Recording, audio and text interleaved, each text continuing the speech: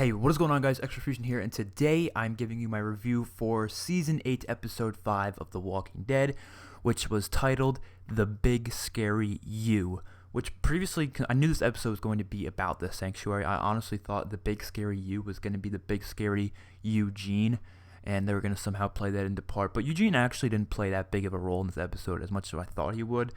I thought it was going to be very, very focused on Eugene, but honestly, maybe like one or two scenes were kind of focused on Eugene. The rest was either focused on Dwight, Simon, Negan, and Father Gabriel, and we had a little bit of Rick and Daryl there, which I really like how they're doing that because, you know, they heard fans' complaints in previous seasons. They know they absolutely hate it when there's no Rick in an episode or no Daryl in an episode, and they're really delivering by literally giving Rick and Daryl to us for every single episode, which I was never one of those people who complained about that, you know.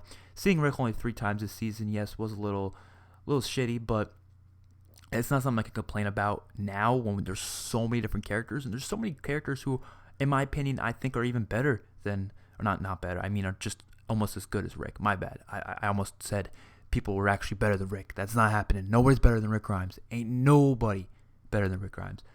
But yeah, I think this episode was definitely a solid episode. I would have to say the Season 8's been so great so far to the point where it's probably my least favorite episode of the season so far. But that's really saying something when literally my least favorite episode out of the first 5 is actually a really, really freaking good episode. That's really saying something because, I mean, I think Season 8 is going to be my favorite just by the first 5. I think it's already starting off as one of the best seasons of all time.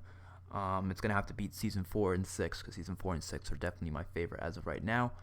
But I really do think that it could compete with it. It really could. So starting off with the beginning of the episode, we had the flashbacks there was a little flashback with Gabriel at the church just praying and stuff like that. Don't know when that was, but doesn't really matter that much, I guess.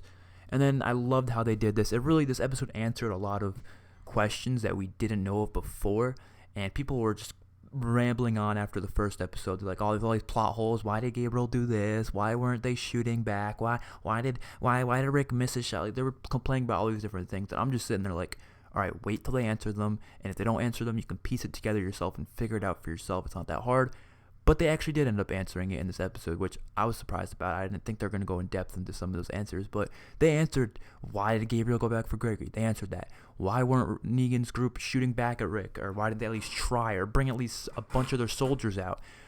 Even Negan said it would be a waste of ammo. It's not really going to help us in any way, shape, or form. And, you know, I agree. And people were freaking out. They're like, why didn't Gabriel just shoot Negan?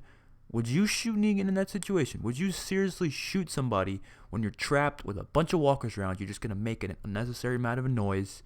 I mean, they did accidentally shoot the gun once, but whatever, shooting him again, unnecessary amount of noise, and how else are you going to get the hell out of there? How? How are you going to get out of there? And when you get out of there, where are you going to go? You're probably going to go to the Sanctuary. What are you going to tell him? You're going to tell him Negan got eaten alive by zombies? Simon's going to fucking kill you. Someone there is going to kill you. Negan honestly is the saving grace for Gabriel.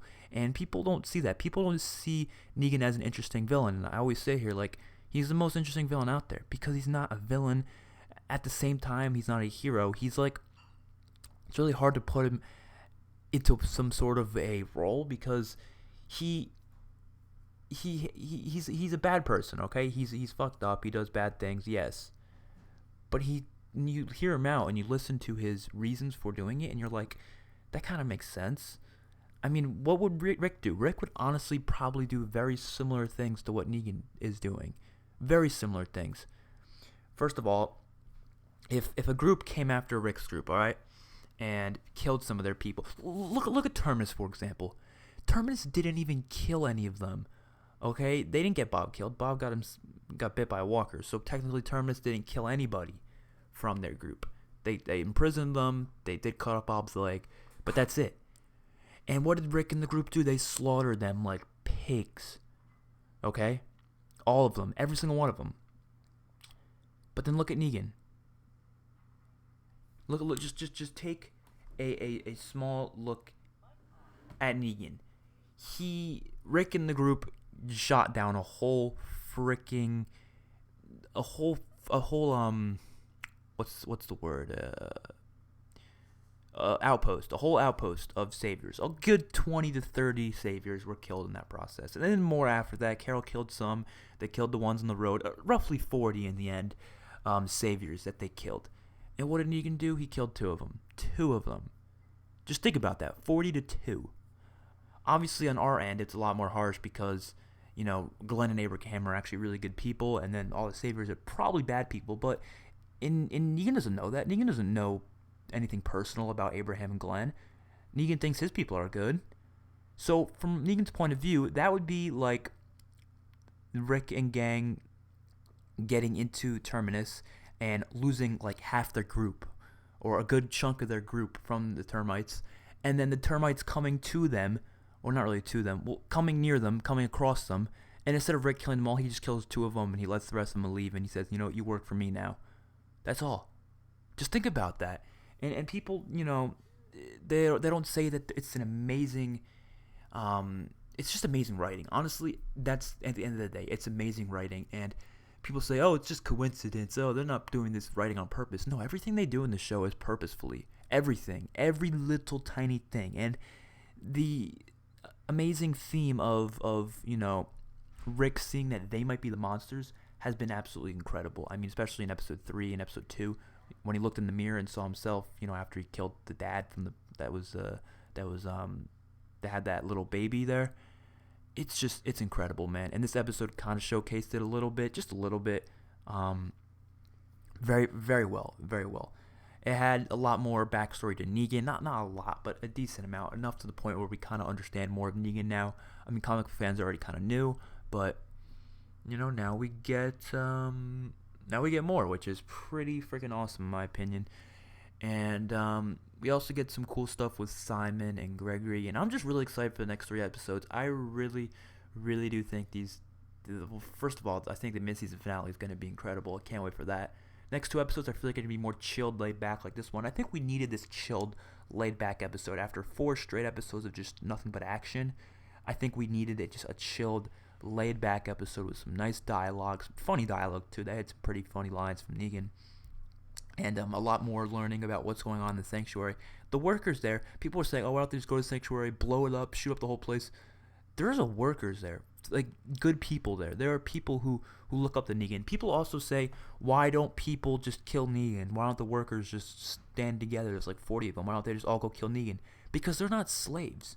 They might seem like slaves, but Negan gives them a choice, and he's giving them protection just for work. That's it. He's giving them protection, food, a house, not really a house, but kind of just a place to live, and all that. And all they're doing for him is working in that factory. That's all. That's all they're doing, and they get a pretty nice home in my opinion. Not terrible, not amazing or anything, but it's a home. A home's a home, and it's a society that actually works. And I wish they went more into that in Season 7. They did in a few times. Episode 3, they didn't really go in depth. Episode 7, they actually kind of started going in depth. Even Episode 11 as well. But I wish we got more earlier, and the fact that we're getting it now is fine. And I'm really happy that they gave us more of a look into the sanctuary. And then we had the Rick and Daryl stuff, which was really entertaining to watch. It was funny just seeing them fight. I don't know. I thought it was entertaining. And blew up all the guns and everything there, which kind of makes sense to do in a writing standpoint, because they could just roll up to Negan and mow him down with those guns, and the fact that they don't have them now kind of puts it more at an even point. Like, really, who's winning the war right now? It's really hard to think. Who do you think is winning the war right now? In my opinion, I think Rick and the group are, but they did lose a lot. They did lose. They lost the whole kingdom. The whole kingdom's gone. There's just the innocent people there, like the residents, as well as Ezekiel, Jerry, and Carol. That's it, man. Shiva's dead.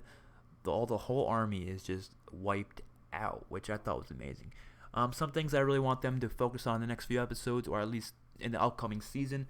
I want Oceanside to come back. I want the Junkyard Group to come back. I don't want people say they want the Junkyard Group to be taken out in one episode.